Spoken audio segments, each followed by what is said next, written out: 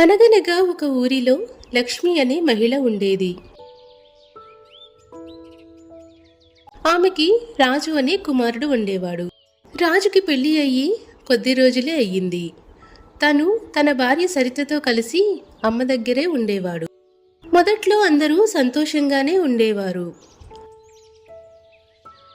కానీ కొంతకాలం తర్వాత చిన్న చిన్న విషయాల మీద గొడవలు మొదలయ్యాయి. లక్ష్మికి ఇలా అనిపించేది, మా కోడలు పెద్దగా పనిచేయదు, మాట ఎక్కువ అని. సరితకు ఇలా అనిపించేది, అత్తయ్య ఎప్పుడూ నన్ను తప్పు పడతారు, పని చేసినా విలువే ఉండదు, ఏదో ఒకటి అంటూ ఉంటారు. రాజు మధ్యలో చాలా ఇబ్బంది పడేవాడు. ఇంట్లో గొడవలకు రాజుకి చిరాకు వచ్చేది.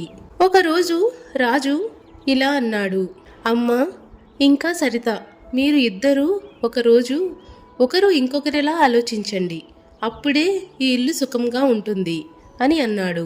ఆ రాత్రి లక్ష్మి గట్టిగా ఆలోచించింది. నేను కోడల్ని అర్థం చేసుకోవడం కష్టమైన పనేం కాదు, కొంచెం ప్రేమ చూపిస్తే ఆమె కూడా మారుతుంది అని అనుకుంది.